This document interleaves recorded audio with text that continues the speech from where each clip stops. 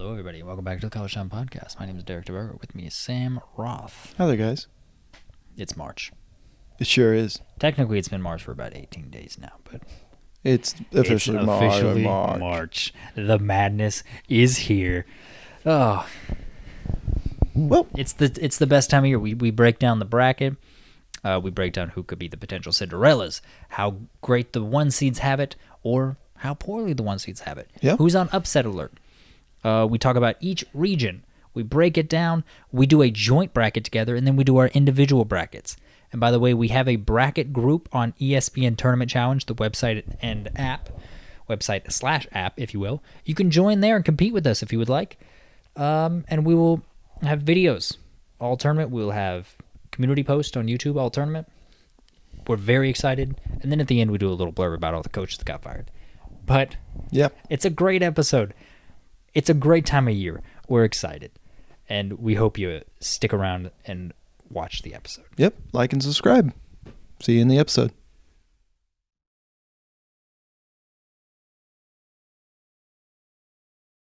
Hello, everybody. That's right. It's finally here. It's the time of the year. The most wonderful time of the year. No, not Christmas. I forgot to silence my phone. I'm going to do that. But it's March Madness. It sure is. Oh, man. Look, Louisville hasn't been in the tournament for many years. I have not been this excited for the tournament since Louisville was in it. Oh, really? Yes. How about that? Yeah. Why are you that excited? Because, we've been covering it here. Oh, yeah. And so I'm kind of like back into the swing of it. It's just fun. It's a great time of year. Yeah. What are your first impressions? The East is hard. The East is very hard. That's what I got. And then also all the teams that I thought would be upsetted got easy draws. There's teams like South Carolina who got Oregon an automatic bid. There was teams like Clemson who I thought are going to lose, and they got another automatic bid of New Mexico in there as well. Not to say I don't like the Lobos. What else is there? Kentucky and Duke, who both lost in the first round of their tournaments. Mm-hmm. They got 4 seed. Actually, Kentucky got a 3 seed. Yeah. Which is insane to me. They seem to be. Purdue got lucky with a weak Kansas who's injured and a Gonzaga team who seems to be struggling in the WCC this year. I think they set up the Midwest for either Purdue or Tennessee to get out. I think that's clearly what they that is what it appears. I mean, definitely I would say first impressions, East is the hardest, Midwest is the easiest. That would be my first impressions about it. Yeah, I mean, East is tough. Yeah. I mean, let me put it this way. So as an East, looking at the East, and me, I will admit this, I am a Ken Palm truther. Yeah. You have 6 teams in the top 20. Have you seen that chart that Ken Palm or of the each region in the bracket? Yeah. For their highest seeded team on Ken Palm versus their lowest seeded team? Yeah, it's the Midwest is lacking and the East is punching. Well, there was one team that was super, super top heavy, but did have a big drop. Right. There was one team that was just very concentrated. As far as the bracket, one region. Because I'll put it this way. I really liked Auburn as a sneaky team to go far. I liked UConn. I liked BYU. I liked San Diego State. I liked Illinois, and I liked Iowa State. All of them are in the same bracket. Fun fact about BYU, guys, for those of you all who don't know, BYU, it came out and was reported that they were originally supposed to be a 5 seed. The unfortunate reason for the Mormons of why they are not a 5 seed is because they do not play on Sundays. And all the 5-12 matchups are Friday-Sunday games rather than the Thursday-Saturdays. So they are the top 6 seed in probably the hardest bracket, in my opinion. So yeah, that's looking at the East to the Midwest. I don't think it's comparable. I don't think the East is the toughest. I'll say that. Really? I don't. I think the South is probably tougher. I know I'm not a big believer in Duke. I think UK very much has upset potential, but I just think there's a lot of teams in the middle there that are better. So here's a fun one for you. We'll get to it if we want to try and fill out a bracket. But I don't think the South is as strong. I do think, like, let me put it this way: the top tier teams in the East are the top. Like, I will not be surprised one bit I agree with you. if there are no upsets in the East first round. Like, the only upset, if you want to consider it, is a 7-10. Like, that would be it. Like, an 8-9 is not considered an upset. But, like, I don't know. I could see San Diego State beating Auburn. I'm talking, like, first round. Yeah. Or did they not play first round? No, there's a 5 and a 4. Never mind then. But, yeah, I could also see Northwestern beating FAU. yeah, that's not an upset, though. An 8-9 matchup is not an upset, technically. Technically, it is. No, it's not. It's never been considered an upset. What do you mean? An 8-9 matchup has never been considered an upset. It's just an equal level matchup. They're right next to each other in seed. Seeding-wise, it's technically an upset. Technically, it's not. I'm telling you, it's No, you can't say technically. Literally speaking, it is technically an upset. no, it is not. Yes, it is. No, it is not. Do you know what technically means? Yes, I know what it means. It's equally level seeding. It's like No, equally level seeding would be the same number. no. Okay, so as far as first rounds go, I don't know why we're debating this, but every single matchup except for an 8 and 9 is not an upset. Literally speaking, it is though. But it's not. You can say philosophically it's not because they're so close. No, I'm telling you. I mean literally, like by the word of the law, it is an upset. It's not though. It is. I'm not counting 8 or 9s as an upset, nor is anyone else really. You're going to be like, oh yeah, I filled out the bracket and I have 8 upsets and 4. One, but it is an upset. No, it's not. But anyway, we're going to move on from this point because we don't agree with that, obviously. It's going to take up too much time. Right. Anyway, so no, it's not. So you can't tell me what's not insane to me. yeah, well, you might be insane, so it's okay. Oh, you bastard. Is that the first time you cussed on the I think program? it's the second. There you go.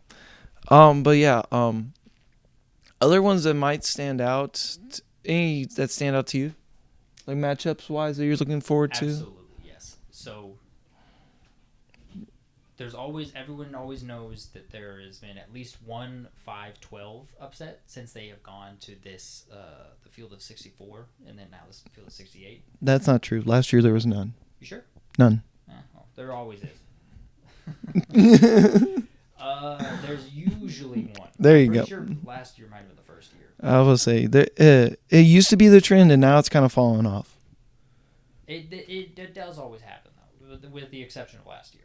It's a very reliable. You want to have at least one, but also in recent years there has been. I don't know the exact number in front of me, but like in the last like several tournaments, like the better part of a decade, there's been a 13/4 upset. Yeah. In each tournament, the ones that stick out to me are Gonzaga McNeese at the 5-12 and Kansas Samford. I'm agreeing with you on that one. Those two are both very, very interesting So to me. it's very interesting. McNeese is one of 4 teams in the tournament right now, or it might be 5. I might be wrong on that have 30 wins. I believe 4. It's McNeese, Grand Canyon, UConn, and Houston, right? it might be Houston, yeah. And then you also have Samford there, who has 29 wins, 29-5. Yeah, they're good. They're very fast tempo, up pace to a depleted Kansas team that's trying to get healthy just before this tournament. It'd be a fun matchup. It will be a fun matchup to watch. You aware of the story of their head coach? I'm not aware of the Samford head coach storyline. It's Bucky. It's Bucky. He has lived in this one small town in Alabama his entire life. Oh wow! And then he just started coaching basketball like in high school. Mm-hmm. Just because it was fun. And one of the boosters for Samford went to the athletic director and was like, "Look, I'm not saying you have to hire this guy, but you're going to be kicking yourself if you don't hire him." And so they hired him. His name is Bucky McMillan. They hired him, and now they're fantastic. Yeah. And it's very interesting with Samford because he's one of those names where it's like, oh man, like he might. I like if you're kind of like a mid-major school, that's someone you're like, oh, I'd love to go out and get Bucky McMillan. He's just so innovative. He's so fun, upbeat. They play a fun style of basketball. They do. Play very It's gonna fast. be culture shock if he ever leaves anywhere because he's literally only been there his whole life. That's crazy. It'll be But interesting. It's a great story. He's a great coach. Here's another storyline for you. Yeah. Long Beach State. I don't know if you know about this one. Yeah. So Long Beach State, for y'all who don't know, plays in the Big West. It was announced earlier this week or last week. Technically, Monday of last week now, that Long Beach and their head coach Dan Monson were announced that they were going to go their separate ways at the end of the season, but they were going to allow him to coach out the conference tournament. Turns out they went on a little bit of a run. They beat the top seed UC Irvine, beat the 2 seed UC Davis in the semifinal and the final to make it to the tournament, and now they're dancing. So they went from firing their coach to now that same coach is going to the tournament with his team. It's a very exciting thing. It's a lot of things when it comes to the automatic bid process of the tournament that you got to love. Because we've got a couple of storylines for that. We've got NC State was a great one. NC State, first team since UConn in 2011 to win 5 straight games in their conference tournament. Note for this. 5 games in 5 days. 5 games in 5 days. Last team to do that, 2011 UConn. What did they do? They won the national championship. That's different. I'm just saying. Now, do I think that's going to happen? Probably not. Is it possible? So what's interesting about NC State is it was kind of an open secret. If Kevin Keats didn't do enough, He was going to be he gone. was going to get canned. But per his contract, He's got a 2-year extension. yeah, if he wins the ACC tournament, this is the first time he's ever done while being at NC State, it kicks an automatic. It triggers, 2-year extension. Yeah, triggers is the right word. It triggers an automatic 2-year extension in his contract. So he's there for another 2 years. Yep. At least. Unless they fire him. But I mean, this is great. I love Kevin Keats. He's a great guy. Yep. Fun style ball. Also, what stands out to me about that, obviously the teams that they played, the ACC's down this year. Oh, yeah. Compared to what it normally is.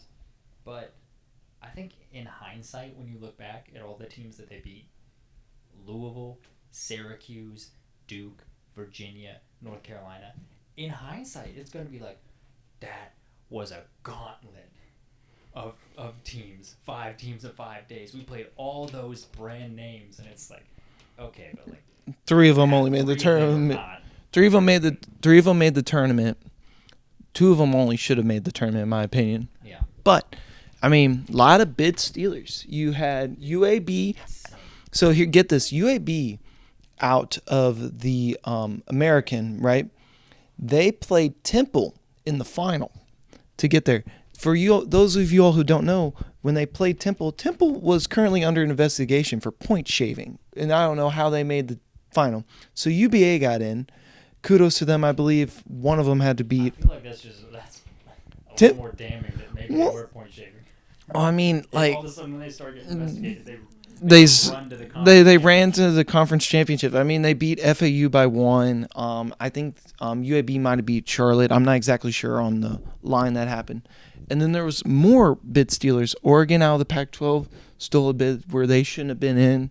They had no right to be in. They were not even on the radar, as far as I'm concerned. They were like 8 teams out. How do you say that? Duquesne. Duquesne was the 8 seed in the A-10. The A-10 was crazy in their conference tournament. All top 4 seeds gone in the first round. All upsets within the first round. So now you have another bid stealer there, and then to cap it all off, you had NC State, Oregon, Duquesne. Basically, all of your 11 seeds are bid stealers. New Mexico, that's the last one. New Mexico was the borderline team in the Mountain West that was projected not to get in out of all of them, and then they go and they win their tournament to get the automatic bid. Because of all the other bids. I mean, but then also, if you look at the Mountain West, the committee did not rate them one bit. No, They did not rate this conference at all. If you look, I believe the highest seed went to San Diego State at a 5, and then from there on out, everyone is on that 7 to 10 line. Everyone's on the 7 to 10 line, and then New Mexico's on the 11. So, and then the Big East, only 3 teams make it into the Big East because of these bid stealers. There was no Seton Hall, no Providence, who just beat a Creighton. You had no St. John's, who just played UConn very tightly in a hot game in Madison Square Garden. And then turned down the NIT bid. And they sure did. And then, So you had a bunch of teams like Pitt missing out, Seton Hall missing out, Oklahoma missing out, all because of these automatic bids that came through that basically didn't allow these teams to get in. Yeah, because of that, all the playing games normally they're on the 11 line. Yeah, now they're on the 10. They got bumped to the 10 this year because there were so many bid stealers. I want to talk about that. Prior to the tournament, prior to championship week, Michigan State was one of those teams that everyone's like, oh, they're on the bubble, and then they were being projected either a 10 or 11 seed. Okay. Magically, with all these bid thieves, they move up to a 9. Mm-hmm. There's no way that Michigan State should be in the tournament. It infuriates me to no end. Michigan State does not deserve to be in the tournament this year. They simply do not. They had a not very good record in a very, very down Big Ten. They do not deserve to be in the tournament. They just stuck them in. I said this weeks ago. They just stuck them in just because they wanted them in. That's it. They just wanted Michigan State and Izzo in. They don't deserve to be there. It infuriates me. And I feel this to a much, much lesser degree with Virginia. Mm-hmm. But I also think Virginia doesn't really deserve it. Virginia is the outlier to me in all of this. I mean, I had numerous teams I felt should have gotten in over them. I'm very shocked that they made it. I mean, the ones I just mentioned, like, first ones that come to mind is St. John's, Oklahoma, Seton Hall.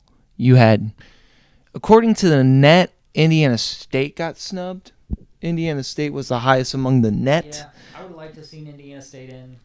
But you get it with all the bid thieves. I mean, the bid thieves got so bad this year, or so good this year, however you want to look at it, that UAB moved all the way to a 12. Usually, unwritten is the 12s are the top automatic bid teams that only have one team from their conference making it. Yeah, you like have the mid-majors. Yeah, you have the McNeeses, you have the Grand Canyons, and then somehow UAB is there along with James Madison. Yeah, and UAB is still in a bid. I think, yeah. In a weird way, I wish they would change the seating a little bit, to where if your top automatic bid in the unwritten rules of the bracket of how to fill it out, like, I honestly feel like McNeese and James Madison and Grand Canyon are better teams than NC State or Duquesne. And yes, there you go. Yeah, it's a struggle. It's a weird word. Yeah, it's objective. Yeah. But yeah. That is the bracket so far for us and our initial thoughts and opinions. Yeah. All right, now let's get to the hot takes. All right, do it. All right. I think we'll save our hottest take for the end. But okay. Who? I'm going to pose this question to you. Yep. It's also going to be on our YouTube community page if those watching want to answer. Who do you have more faith in winning the national championship this year? The 1 seeds or the field? So, realistically, I mean, there's been 3 top teams the whole year who have separated themselves for the most part. 2 kind of came back down to earth. One of them barely lost because they just couldn't hit a shot in overtime in Purdue. I'm going to go with the ones just because I really do think it's between UConn, Houston, and Purdue this year. I feel the same way. I think I was trying to find a way not to pick them, and it's hard not to. I think this year's bracket is very, very similar to last year's in the sense that there aren't just that handful of dominant teams. Field. I don't think it picked it up, but fair enough. I know it didn't pick it up. But that's wild. The field is just so much more condensed as far as the yes, talent. I think there's not this huge disparity. That being said, I think this year compared to last year, the ones are significantly better. And I think the ones have a phenomenal shot at winning the national championship. Yeah, I think the gap between, I would maybe even argue, like, I would say the gap between 4 to 10 is less than the gap is less than the gap from 1 to 3. Like, I think the ones are that much better than, like, the rest of the field that I feel like if you were to put a Gonzaga, Lines. like if you were to put Gonzaga up against Nevada, I feel like that would be a great game. Like if you were to put St. Mary's up against Texas, I don't think there's a huge discrepancy in that. Whereas I feel like if you put Houston up against a Kentucky, I don't think it's close. Yeah. But I mean, like even Kentucky is like a more favored team this year. And that was no slight at Kentucky. They're a very good offensive team. Yeah. All right, who do you have as a Cinderella? Who is your Cinderella pick this year? I'm sure we've got similar teams. I think it's one of two teams. I think it's McNeese or Samford. And I'm picking Samford. I like both of those. I have like my highest seed that I feel like is a Cinderella this year is New Mexico. I feel like they can go dance into the Sweet 16.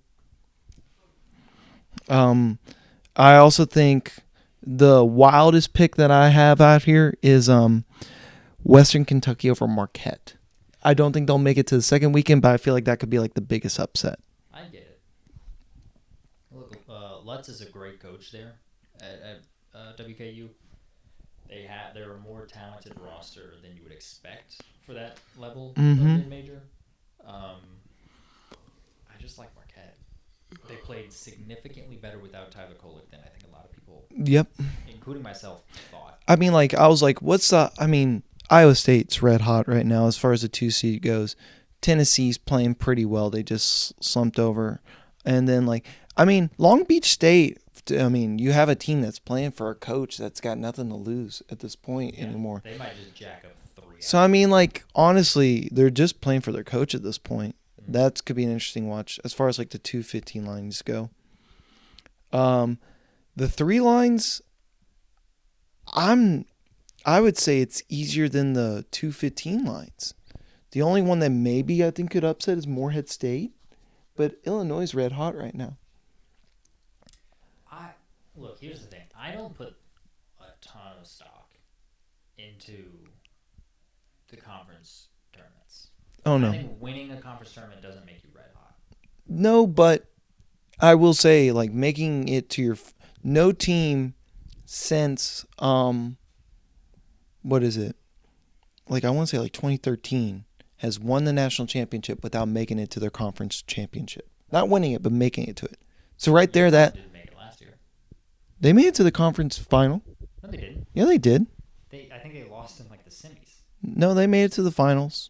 Okay, keep talking. I'll look it up. All right, but that would eliminate Purdue this year for you as far as a 1 seed goes for winning it all, not making it to the Final Four.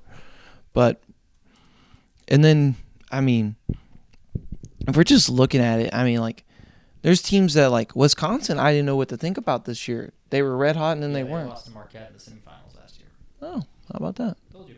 Oh, there you go. I didn't mean to say that felt so mean. I'm not gonna be honest. No, but I did this. I did the same thing. I said it so smugly. I did the same thing with the 5-12s. Yeah, but that was something that I was like, oh yeah, I forgot about that. That happened. Well, hey, I will give you a little bit. This is something to speak to the conference. I don't think they're super important. I don't think they're as important as a lot of people think. But no team has ever won the national championship who's lost the first game of their conference tournament. Mm-hmm. No team has ever done it. And I think that's one of those things that there's, you can see why. I think something like every national champion of the last however many years has a lottery pick. I think that's a little bit of a self-fulfilling prophecy. I think if a team wins the national championship, an NBA GM can talk themselves into drafting a player in the lottery. I'll take that guy. Versus, well, it's so weird now because as far as lottery picks go, so much of it is being filled up by international players in the G League. That's an insane conversation for the story. That absolutely, but right now, I think as far as the lottery looking at it, the top players that are projected are the 2 Kentucky guards, and Reed Shepherd and Rob Dillingham. Yeah, they're up there. But so going off of no team has ever won the national championship who's lost their first game of the tournament, that eliminates Duke, that eliminates Kentucky, Tennessee, Creighton. Those are teams that cannot win it. Yeah. Historically speaking. Right. Obviously, there's a first time for everything. It doesn't mean if you lose your first game in your conference tournament, you can't do well in the tournament. Texas Tech won they lost their first game in the Big 12 tournament when they had Chris Beard, and then they were a shot away from winning a national championship. Yeah, good old Jarrett Culver. Yeah. So. All right. You can do well. You just can't win. Let's fill out a joint bracket real quick. Joint bracket. All right. Let's do it. All right. We're gonna do this and then talk about our own brackets. Yeah, why not? Let's fill out a bracket because this will give us a conversation to have. I will let you fill it out. I will give out the information. All right. Yeah, we're gonna go east. We're gonna go all the way down. Okay. We'll go. Or you pull. Yeah, gotcha. Okay. So we've got UConn and Stetson. So for those of y'all who don't know, UConn is the ranked number 1 team in the KenPom as well as 2 in the net. They are overall number 1 seed. Basically, the adjusted defense is ranked 11th, and they have the number 1 offense in the nation. And Stetson is a team that has barely made the tournament, basically. I will say this. I think Purdue got the easiest 16 seeds, and I think they did that on purpose. Oh, 1,000%. They got teams that were barely. Montana State has a 500 record. Yep. Grambling, do they have a losing record? It might be. We'll get to it. Yeah, but it's bad. It's right. Bad teams that they're playing. So we've got UConn there. So then we got a team that Derek very much likes currently, and then there was a team that I very much like preseason. We have FAU, who I was very high on, returning all the players that they had from their Final Four run this year, and in a very similar spot, as well as a Northwestern team with Boo Buie, who's supposed to be a very good guard. Who's phenomenal. Right. The only problem is they don't have Ty Berry, I don't think. No. Ty Berry is their other guard that starts. Right. He's very important, very crucial. He has not been in the lineup for a while. And that's what concerns me about Northwestern. Yeah. So will the guard play of Northwestern come out on top with Boo Buie, or are we going to be looking at more of an FAU run that we had last year, which is going to shock the tournament, where they make another run and they beat UConn as well? We'll get there, but yeah. I think the latter is more likely. I think I'd pick FAU over. I'd pick FAU over. Did fall and did not win their conference tournament to very poor teams in Temple, who was accused of point shaving. Yeah. So I would say on that route, it is very poor. You're picking my team, and I want to pick your team, which is fascinating because I really like the guard play that you've convinced me of. It's really good. The only problem is health. Yeah, FAU, for some reason, just forgot how to play defense this year. The offense has been very good, but the defense is non-existent. Yeah, Dusty May's never really had great defenses at FAU, but last year they played defense. This year they don't play any. All right, final pick. Who are you going with? I think FAU. Okay, we'll go FAU. All right, and then we got one of the top players in the nation, according to KenPom. Jaden Ledee. Absolutely. Phenomenal. Averaging 21 points and 9 rebounds, essentially, against a UAB team that made the automatic bids here, who really didn't have to play anyone in the American to get here. Yeah. I think it's San Diego State. I don't think it's close. I think it's San Diego State. Then you have a crazy game for Yale, as you just mentioned off camera to us, where Yale was able to make an automatic bid appearance after beating Brown, after being down 6 with, a minute left, if that? It was, something like that. Basically, everything had to go right for them. And then they're playing it up against a very good Auburn team that just can't seem to find a way to win the big games this year.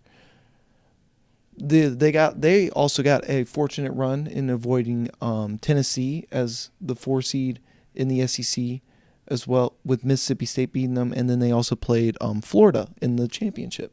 Yeah. So, but Janai Broom and Jalen Williams, very good players, going up against Danny Wolf and Yale. Yeah, I mean, again, you kind of said it earlier, I don't think there's any upsets. Yep. The Mormons. Going down a seed because they just can't play on Sundays. Yeah, they play a against theoretically tougher team. Yeah, against Day is their top player. I'm not kidding when I say the name. Here, scroll down. It might give us more info on it. Day.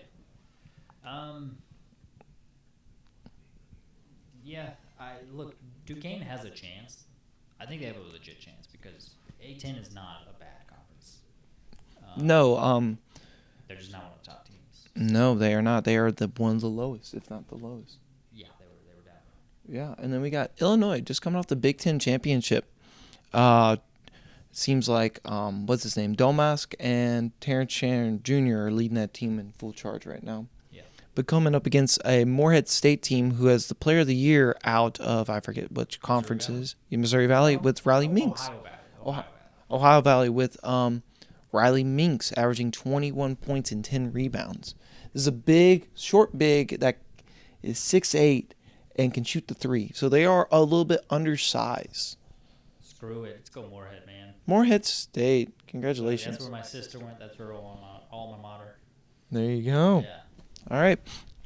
Next we have Washington State after a very strong start to the season, kind of tailed off with a Drake team that's red hot who just beat a favorited Indiana State team in the Missouri Valley Conference to get this bid and get in as a 10 seed. Also appears with this 10 seed they would have made it without the bid, arguably.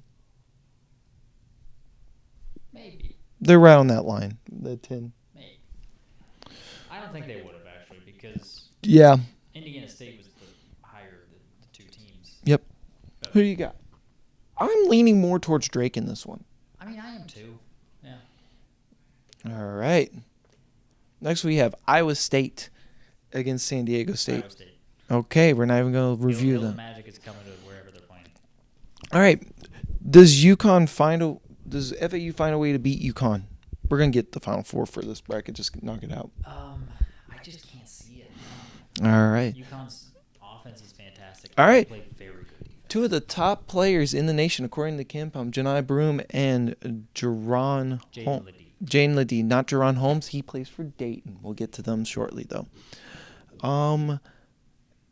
I'm interested in this one because Auburn statistically is very good. They just can't find a way to win the big games. Whereas San Diego State is the exact opposite. Wins the big games but loses the games they shouldn't lose. Yeah, do you know Auburn's win against it was either Mississippi State or Florida? It was their first single-digit win of the season. Interesting. They had not won a game by single digits all year. So every single win was a blowout. So close games, huh? I kind of want to lean towards Auburn, but I don't think Auburn's built for March. Not this year.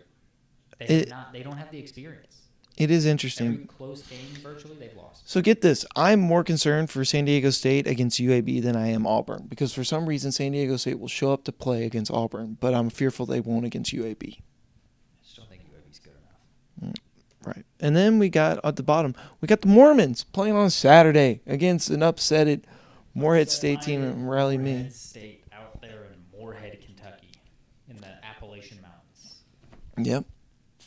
It's mountain versus mountain. It is mountain versus mountain. Which mountain do you like more? The Rock- Rockies or the Alps? Never been to the Rockies. Neither have I. Well, it's hard to judge, I guess.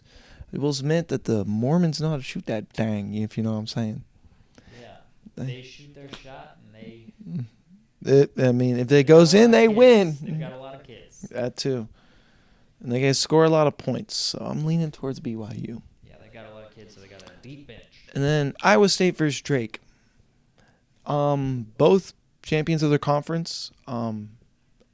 This one's interesting in my opinion. Yeah, Iowa State could lose this. I think they're very good. So Iowa State is, I believe, the 5th or 6th team projected to win the national championship after the 1 seeds. It's them and Kentucky. Projected by... It is the brackets that are being filled out, the percentage. Okay, they have the highest percentage of people Yep. saying that they're going to win it all. Absolutely. I would lean towards Iowa State here. Yeah, me too. All right. Does UConn lose to San Diego State? I don't see it. No, that would be a rematch of last year's national championship. Oh, storylines. Yeah, which is what the NCAA tournament loves to do. So here's this. BYU is Iowa State's kryptonite. They've split the series against them, and they've been able to beat them 87-72 back in January, and then barely lost to Iowa State 68-63. So they've split the series home and away. They have only lost... BYU only lost by 5 at Hilton Head against a team that went undefeated there, but then trounced them. So I wonder on a neutral court if BYU gets the edge here. Yeah, I mean, Iowa State plays the no-middle defense, and BYU really likes to get a lot of their points from outside. Yep. So that's a rough matchup potentially Mm-hmm. for Iowa State. I'm leaning towards the Mormons here. Give it to them.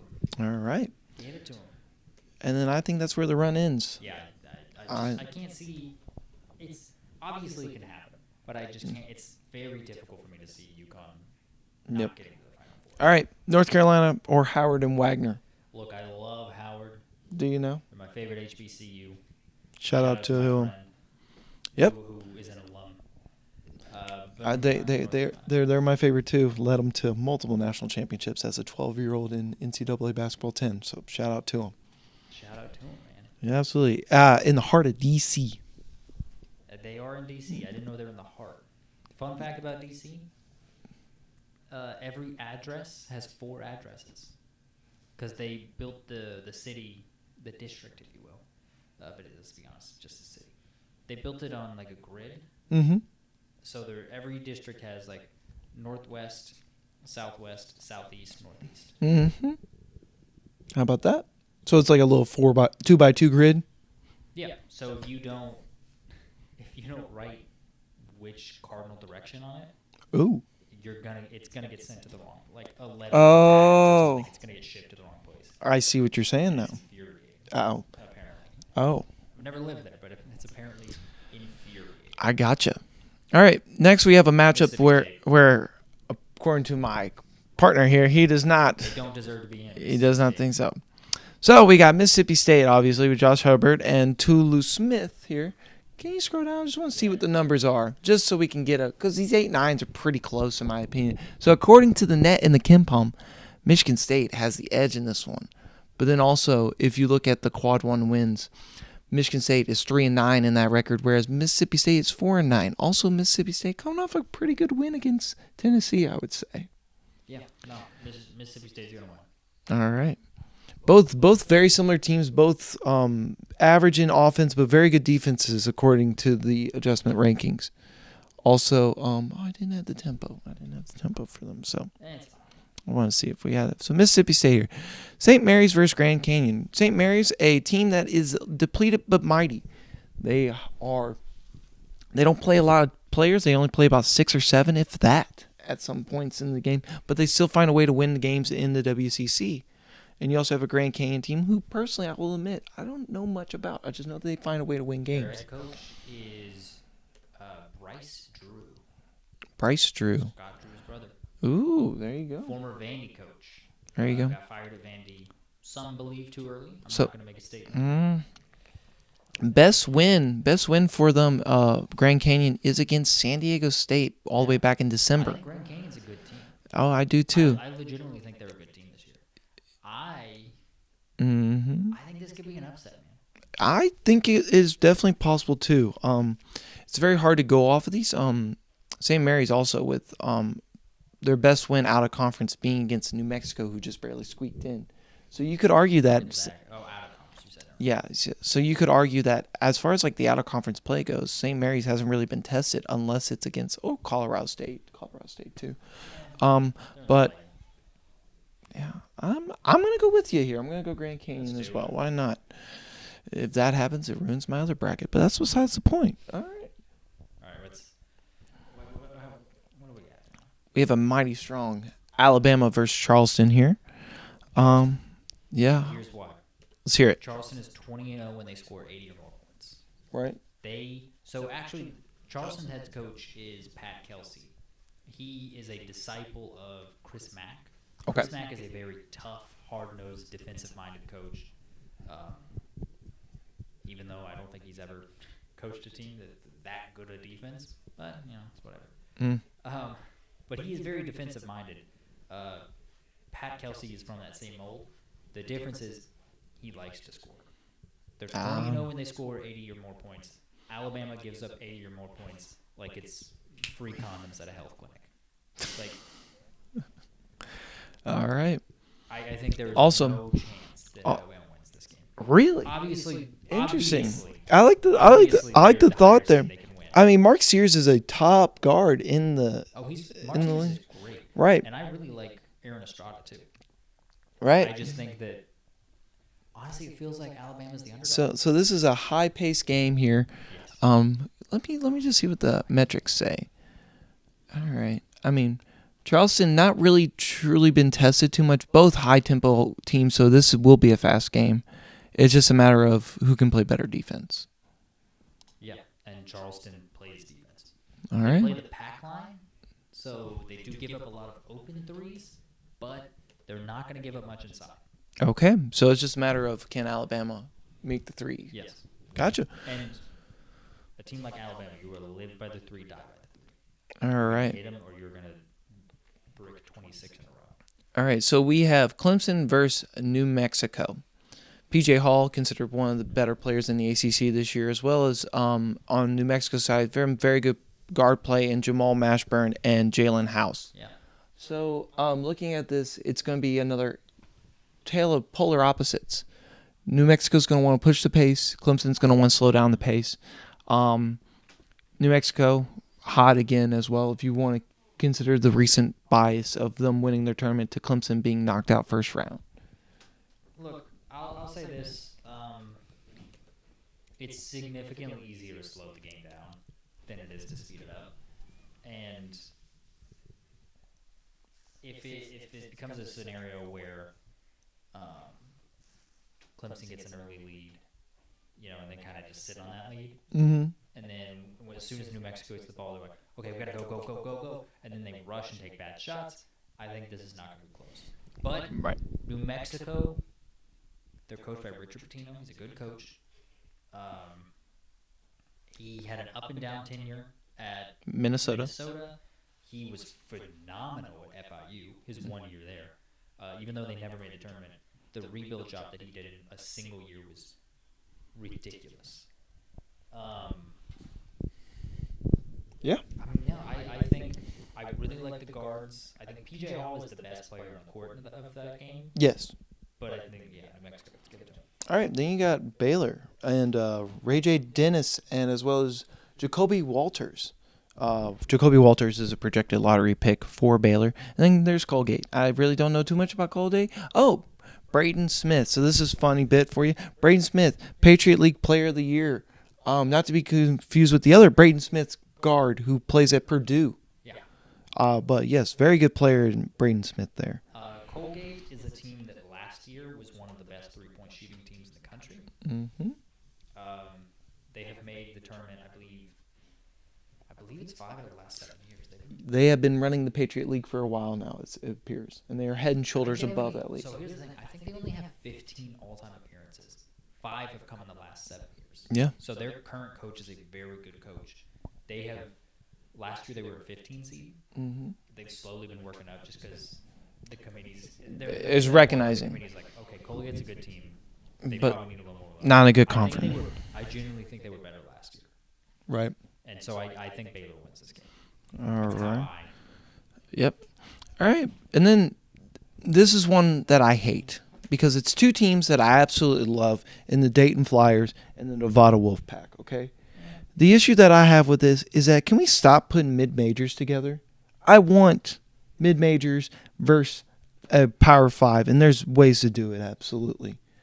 This is one of my little It's gonna pet. happen. This is my little pet peeve I have. I was like, because Nevada, great backcourt. I don't think there's a question about Jarrett Lucas or Keenan Blackshear. Apologies. But then they also have to go up against the polar opposite in a Dayton Flyers team that is surrounded by DeRon Holmes and how he plays. I really think it might just be Nevada just because guard play wins in March, in my opinion. Typically, yes. So I am leaning towards Nevada in this one. Yeah, I don't hate that. I don't hate that pick at all. All right.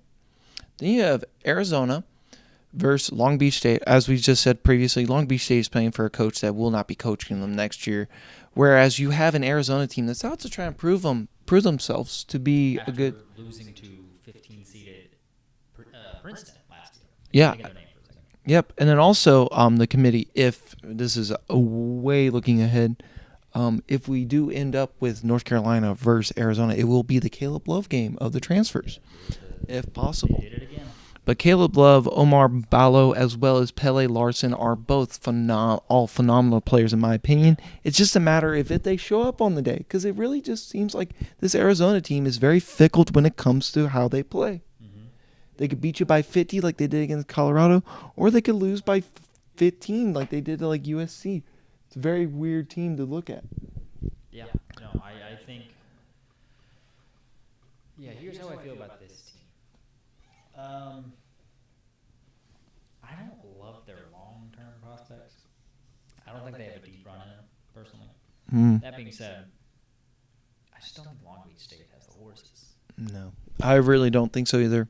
It would be hilarious if Long Beach State won. Plus, they're gonna be too hungry to prove themselves. As like last year was a fluke. We're gonna win. To be fair to Long Beach, they did beat, in my opinion, two very good teams in UC Irvine and UC San Diego. I believe is who they beat in the Big West to make it here. So they beat the top two teams to get here. It's not like they had an easy path in their conference. They went out and the teams that were better, in my opinion, they beat.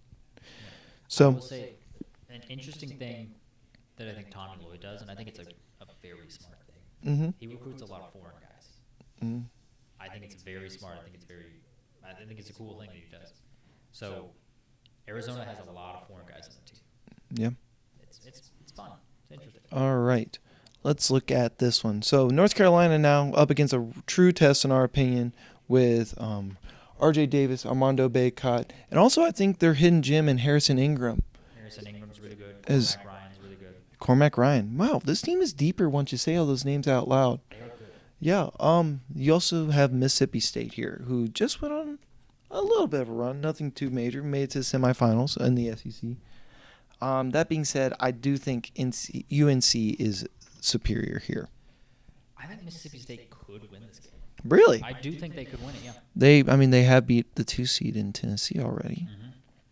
Mm-hmm. Also, we'll see how, North Carolina responds after losing. To NC State. What NC State did in that game was they just abused North Carolina's defense with pick and rolls. North Carolina has been a very good defensive team this year. Surprisingly so. They've been great defensively. They just didn't know how to handle all the pick and rolls. They just Interesting. didn't handle it. Is Mississippi State a pick and roll team? They have guards. They are kind of like a pass first team. They're a slow defensive team. You know what? If you see Mississippi State, there needs to be chaos in a bracket. Let's do it. Let's do it. All right, Mississippi Mississippi State. State, Sweet 16. Yep. And then we have Grand Canyon versus Charleston. So Charleston, sweethearts of last year who did not perform this. And then you also have Grand Canyon. I'll be perfectly honest with you all. I don't know much about either of these teams. Between the two... So to give you an idea, notable games for Grand Canyon according to this is, let's look at their metrics. What's their metrics say? So we have Charleston with, yeah. So we have Charleston with the win against Liberty. They've beaten San Jose. They've beaten Drexel. Nothing really to stand out for you. They've beaten Hofstra. Whereas Grand Canyon has actually gone out and played some notable teams. They've beaten San Diego State, lost to South Carolina, and then beaten Louisiana Tech. I would lean towards Grand Canyon in this one just based off of that resume. Pick 'em. I don't have strong opinions. Gotcha.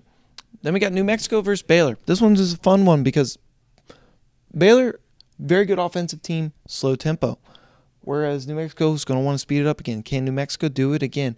Now, I will say Baylor is more of a higher tempo than Clemson is. But I think it'll be an interesting game to see. I really want to pick New Mexico in this. But I don't know. I'm kind of leaning towards Baylor.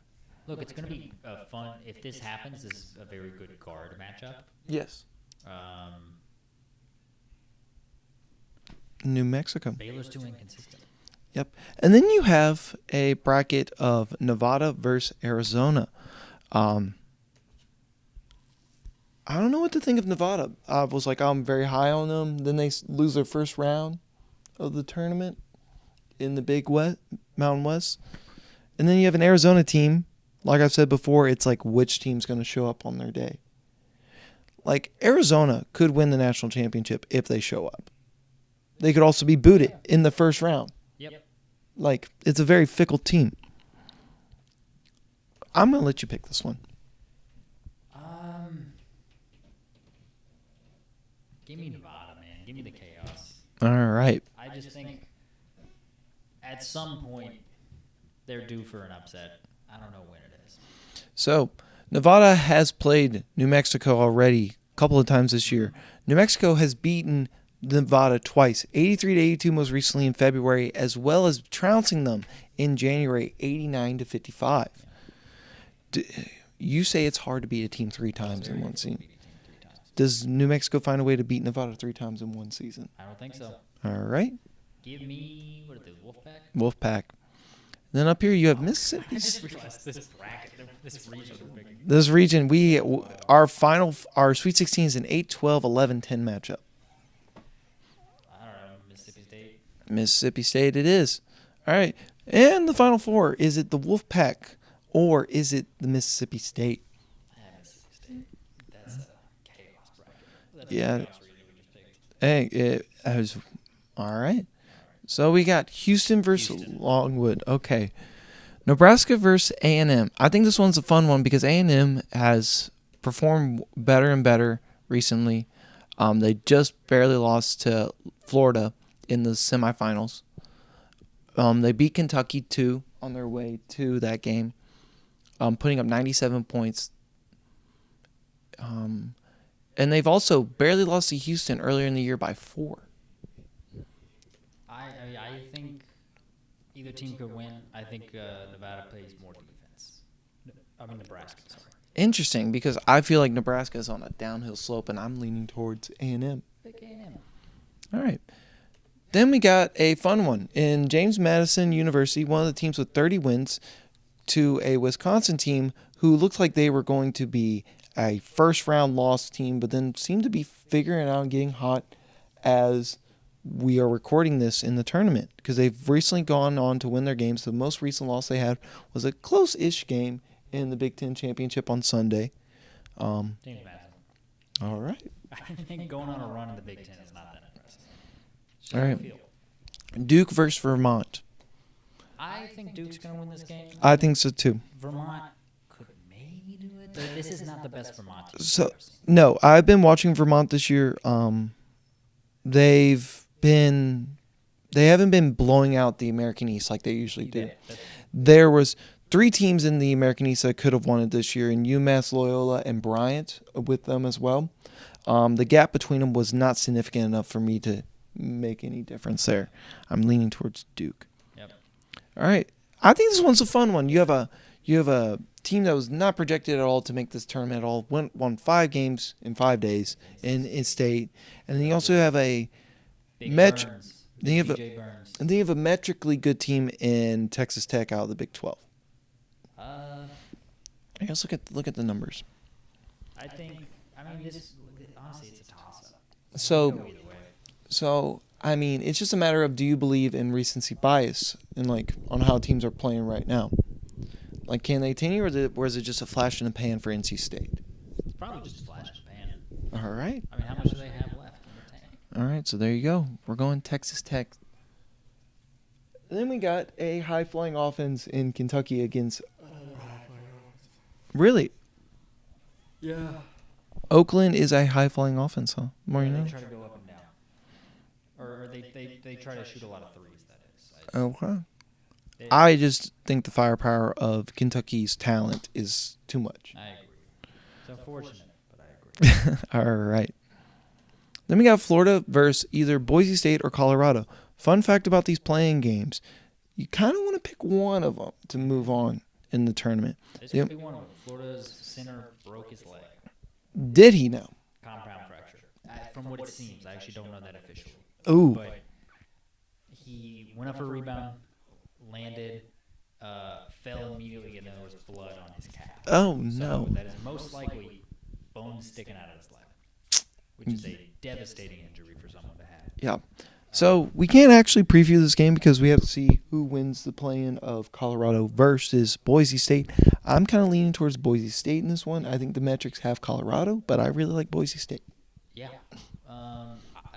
Look, either team has a good chance of beating Florida, honestly. All right, let's do it. Do you know, by the way, Cody Williams is Jalen Williams' brother? Yep, Yeah. I did. It's interesting. And Jalen Williams is having a stellar season for the Thunder right now, and his brother's probably projected a top 5 pick. He's up there. He's very good. Yep.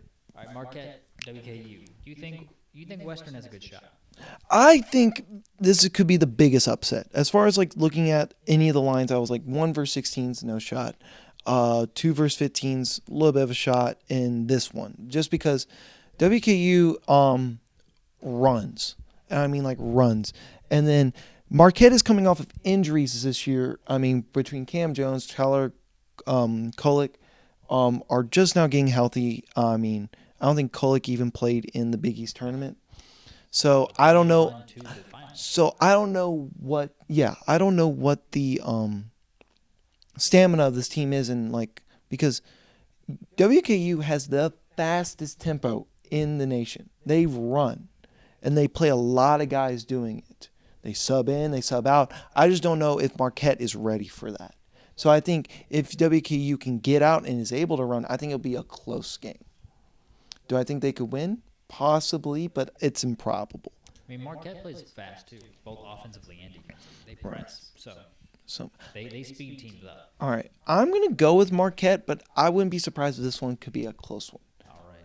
If WKU can find a way to make their shots. All right, back to the top. Houston. It's not even close. It is close, though. A&M. No way. They played each other earlier this year.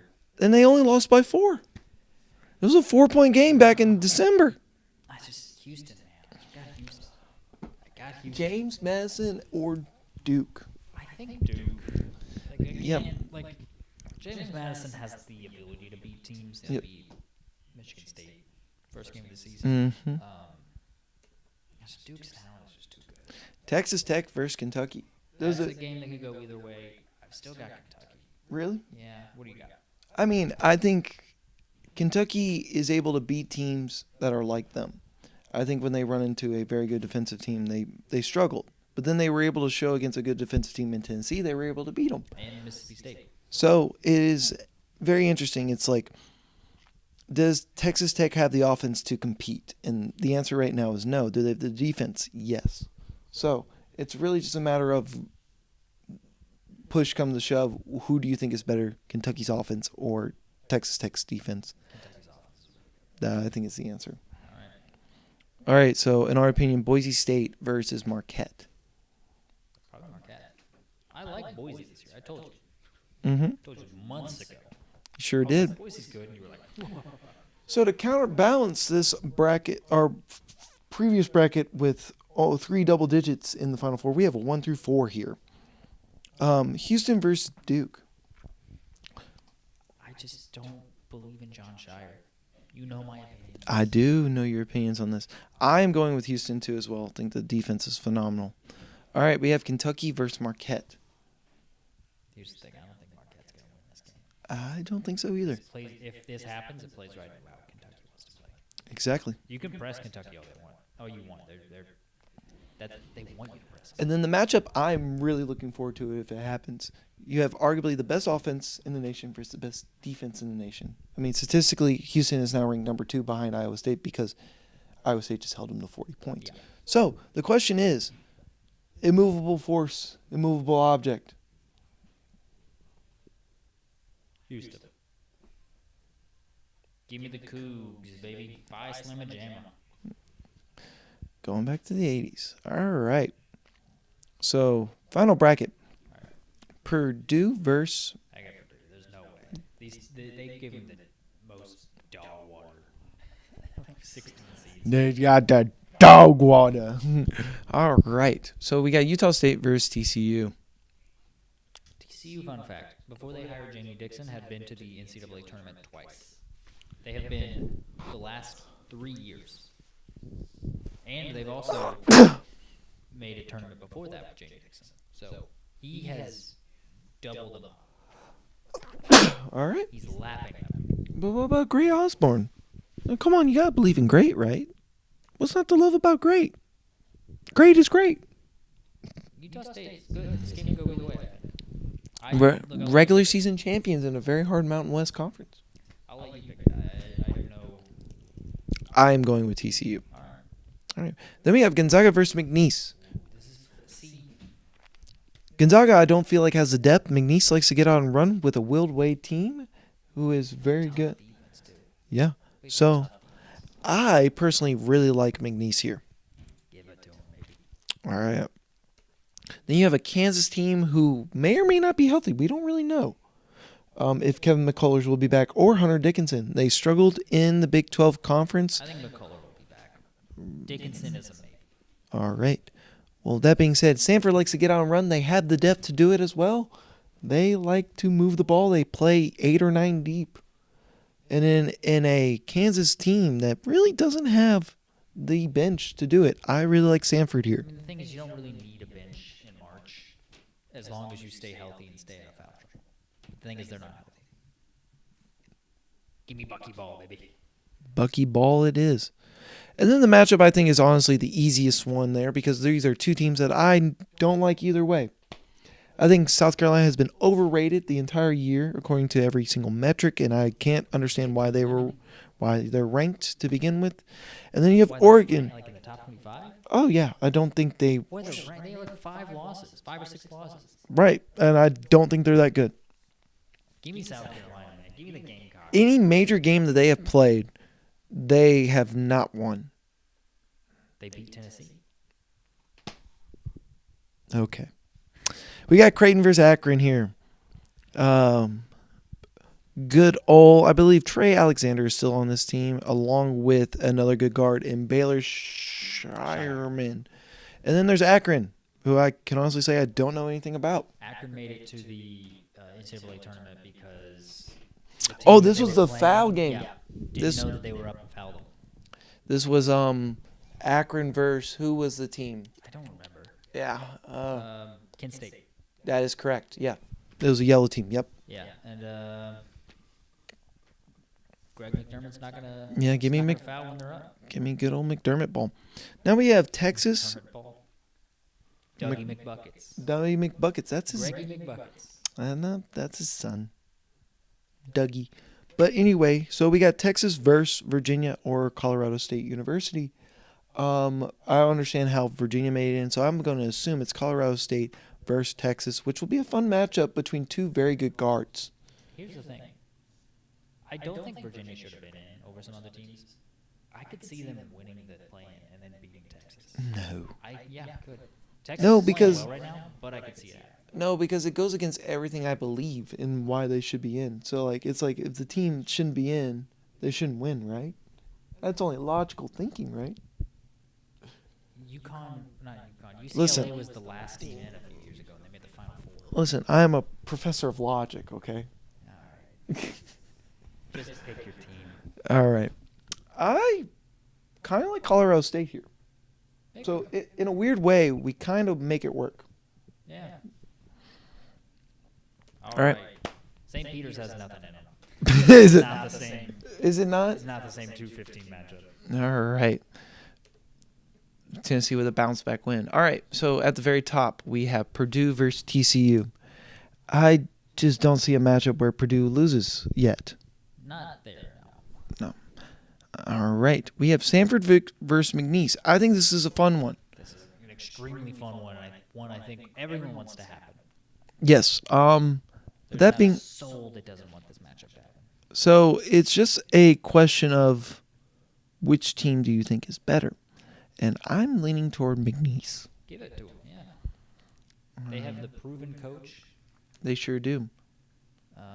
What Dougie? What was the coach's? Bucky McMillan. But Bucky doesn't have experience like Will Wade. No. South Carolina, Creighton. Creighton. Fine. Okay. Give it to Creighton. All right, we got Tennessee versus Virginia or Colorado State. I think it's Tennessee either way. Personally. All right. Then we have Purdue versus McNeese State.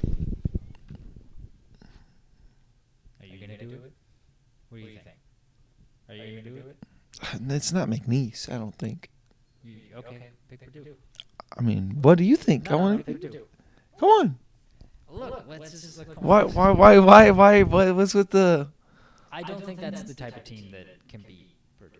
Right. McNeese plays too similar to the rest of the Big Ten. I think. All right. Purdue's got experience with that. All right. Tennessee, Creighton. I like Creighton. Really? Yeah. Interesting. Tennessee, Purdue. I'm not optimistic. All right. Creighton, Purdue. I'll let you pick that one. All right. It is the 3-1s that have been 3-1s. All right, let's do this. against. Final four collectively. Okay. UConn, Mississippi State, Houston, Purdue. It kind of works out because you want your Final Four to be around 11 as when you add up the seeds. Who says that? I mean, it's statistically average. Like if you were to take the span of like the Final Fours since like 2000, Yeah. add them up and then divide them by 4. I mean, divide them by the years, right? It comes out to about 11 is the number. That doesn't mean you necessarily want that. That's just the average. No. It's the average. So like we're at the average. Yeah, they're like 12. Right. UConn, Mississippi State, UConn. The run's over. The run's over for the. Are they Bulldogs? Yep. And then I don't think Purdue has the play against Houston. So we are. It's boring. We're like, I mean, we had fun. It's hard to pick against. It's hard to pick against these two. Now the question is, does the top offense win or does the top defense win? Does defense win championships or do you have to have some offense to be able to do it as well? Oh, we're flipping a coin for this. Tails never fails, and if it. All right. Yeah. All right. That's where I guess our joint bracket is. The consensus. UConn. I put in 71-68. All right. All right, so that is our bracket. That is what we have done. You wanna get to our individual brackets? Just the way Sure. we do these? Absolutely, we'll do it. All right. First off, let's tell everyone who you got winning it all. I have UConn versus Houston. Yeah, I got UConn versus Houston. Who's your Final Four? I have UConn, Houston, Purdue, and Arizona. I'm very boring.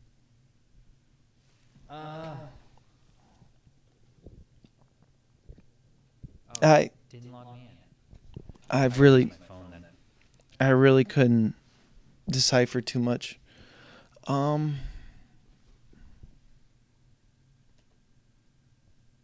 Final Four. I know I've got. Let me pull it up.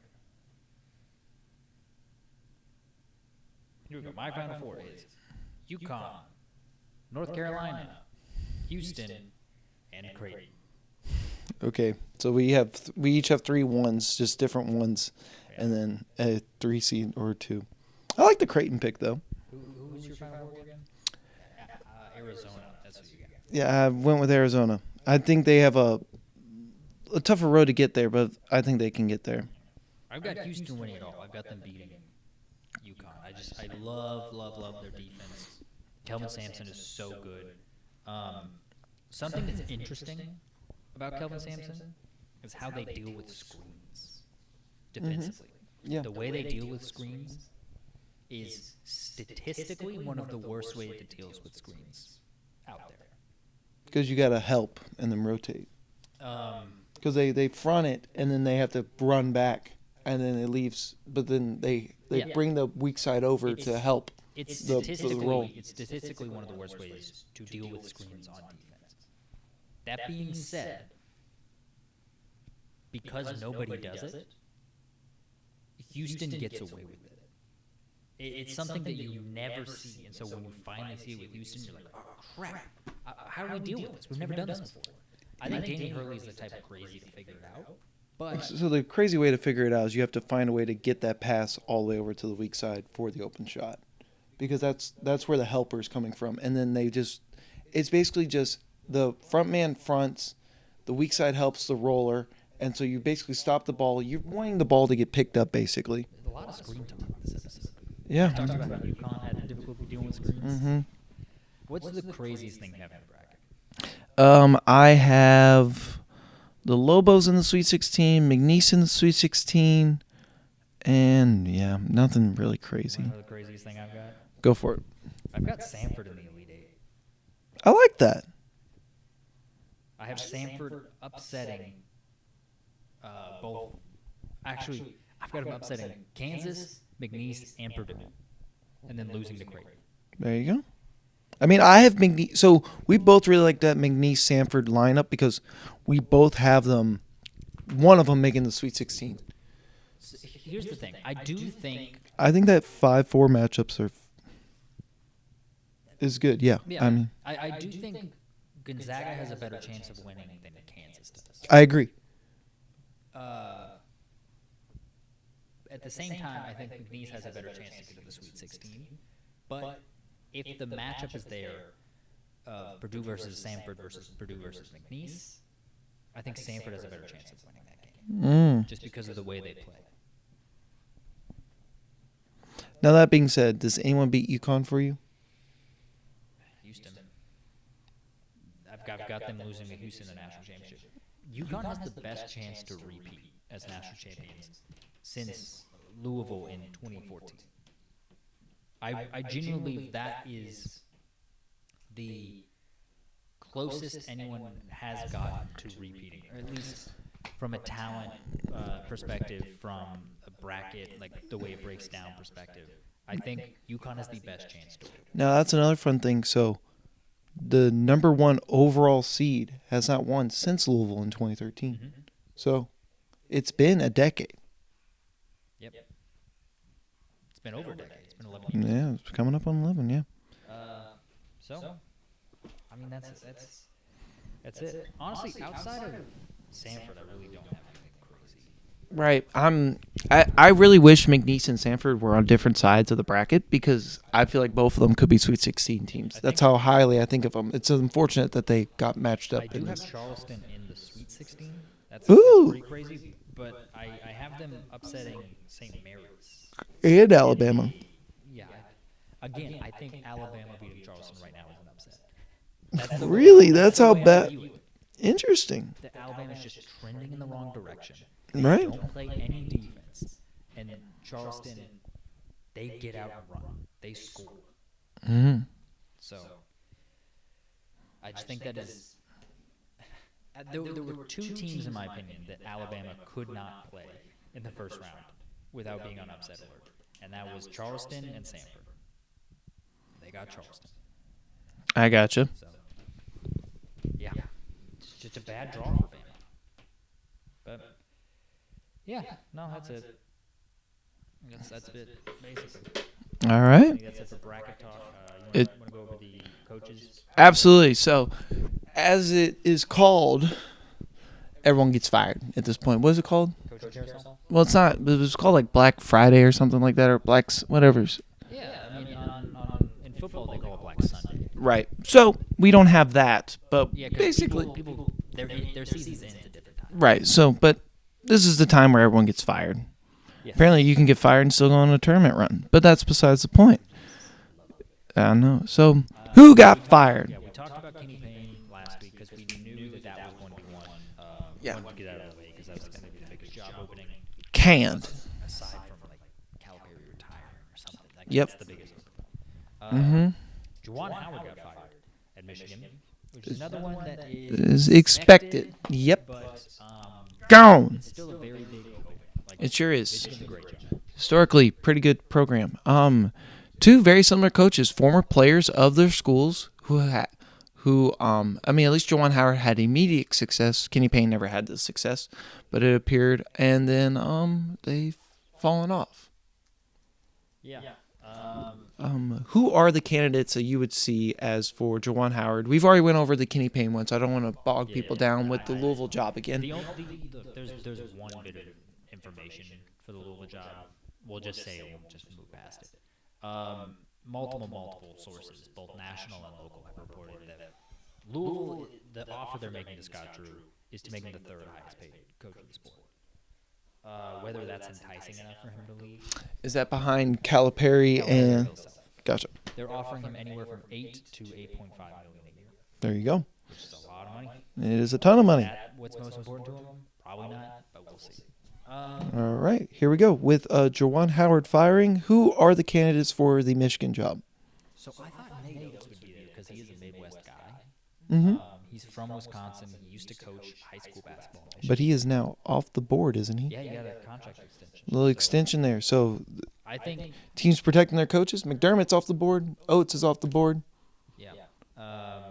So is Todd Golden, Lamont Paris. Mm-hmm. That's an interesting situation with Ohio State. We'll get into that in a second. Absolutely.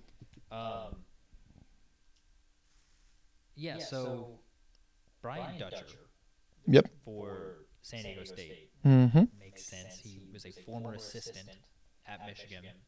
Was an assistant there when they had the Fab Five. Gotcha.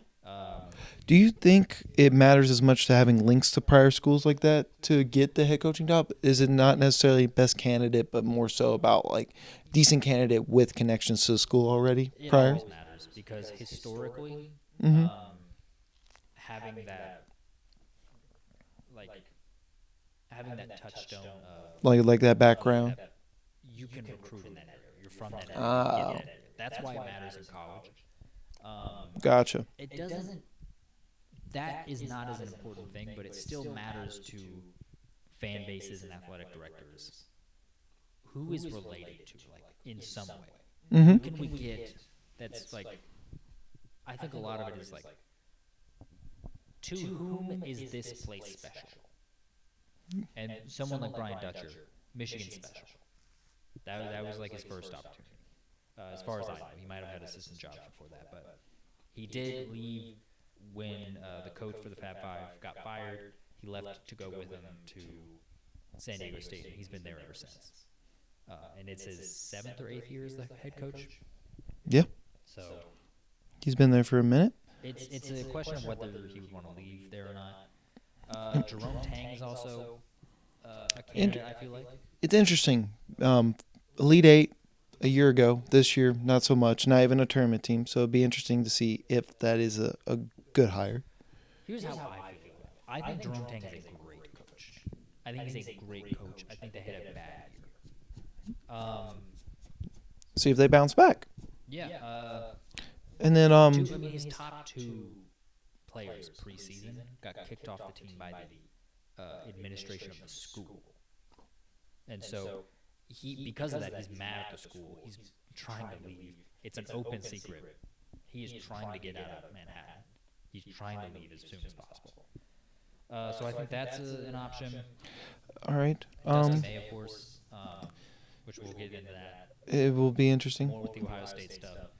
Another one that's kind of emerged, and I think it's more so just because he desperately wants out of his spot, is Mick Cronin. Mick Cronin is an interesting one. Not too many people have reported on this, but it's gotten some traction to where it's okay, maybe he could leave for Michigan. But it's a matter of if he gets offered. Another. I think he's in the similar boat as Jerome Tang, though. It is a proven coach with a down year. So it's he's shown that he's had. No, absolutely. But I'm just saying down year. So it's as far as recent success goes, I don't know how much you value that as far as hiring a new coach. You absolutely have to. Both weren't even in conversations as bubble teams this year. Yeah. And then let's go on to the Ohio State job. Yeah. So Because I think that'll fill some of the voids that we have here. Dusty May was kind of just presumed the guy. Well, let's announce it first. Ohio State promoted their interim. Jake Diebler. How do you feel about that hire? They kind of figured out once the fire happens. They beat Purdue, didn't they? Yeah, but that was the very first game. It was at home. That was one of the few games that Ohio State's going to draw a crowd. They're not a basketball school by any stretch of the imagination. Mm-hmm. Unless it's a huge game, people don't really go to their games. Right.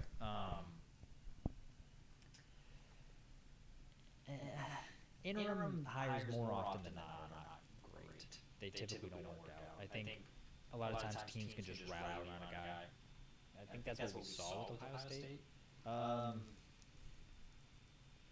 This could be a fine hire. You know, I think there were better hires to be made. This could be a fine hire. The reason that they made this hire, it's rumored. It's not official. Nothing official is out. But this is the believed reason, and it's the one that I subscribe to personally. Until there's more evidence that comes out contradictory to this, but Dusty May was presumed to be the guy. Right. It was, Dusty May's got it down between Louisville and Ohio State. Ohio State's making the one making more of a run at him. That's probably where he's going to go. And then Sean Miller was the other option for Ohio State, apparently, and Lamont Paris.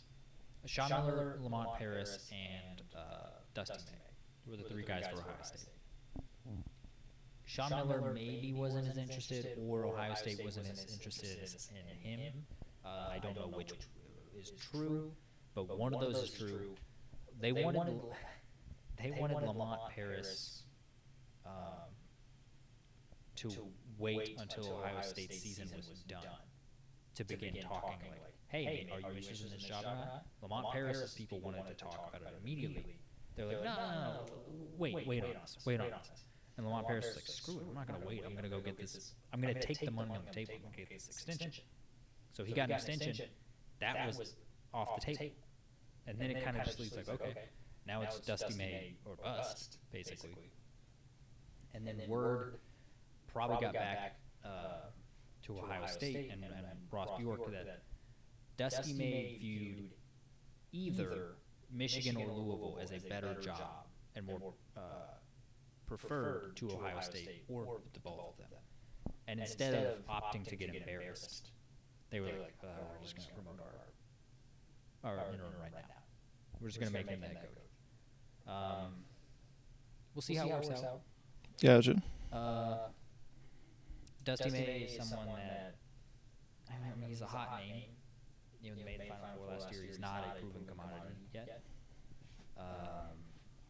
But also Ohio State, basketball's kind of an afterthought for him there in Columbus.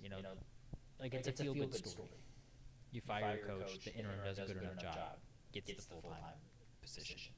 It feels good. Right. So I think the fans up there are probably okay with it. All right. Yeah. In other news, former Ohio State coach Chris Holtmann got hired as DePaul's next head coach. Yeah. I think it's a very good hire for DePaul. He's proven within the Big East scene at least. So it'll be interesting to see him if he can bring DePaul out from the depths in a conference that he is familiar with. Yeah. It's interesting because DePaul's a program with some history, and then they just completely fell off. Yeah, they have not been very relevant in a long time. In a while. So, I mean, it definitely is a step backwards for Chris Holtmann, but it's also like from his former job, he was at Big East? Butler, right? So it's like it's just a question of Ohio State and Butler just like swapped coaches basically. Yeah, in a way, but it'll be interesting to see. I will say one last thing with this connects back to Michigan as well. News that Porter Moser, who is Porter Moser for us who don't know? Oklahoma's coach. Okay. Formerly the head coach of Loyola Chicago when they went on their Final Four. Gotcha. It was rumored that Porter Moser was desperately trying to get back to the Midwest because he's not the biggest fan of living in Oklahoma, and he's trying to get back to the Midwest. DePaul was in Chicago. Seems like a match made in heaven. Porter Moser came out and was like, "That's not true. I love it here." Yeah. But then there have been more reports that have come out that's like, "No, he doesn't. He wants to get back to the Midwest." So he didn't get the DePaul job for whatever reason. He might be somewhat of a candidate for Michigan. Okay. That's just an interesting thing. One last one. Chris Mack, former U of L head coach, former Xavier head coach. Very good resume, honestly. He didn't work out at Louisville, but he's rumored to be Vandy's next head coach. It'd be an interesting hire. Jerry Stackhouse. Still feel for Mac not being able to play the tournament with what I felt was a good 2020 team. That was very. So. But I mean, you got anything else? Nope, I'm pretty much good. Yeah, I'm pumped for the tournament. If you made it this far, feel free to like and subscribe. Yeah, feel free to join our group on the ESPN tournament app. Absolutely, we'll be putting a post up there for you all to go on and join.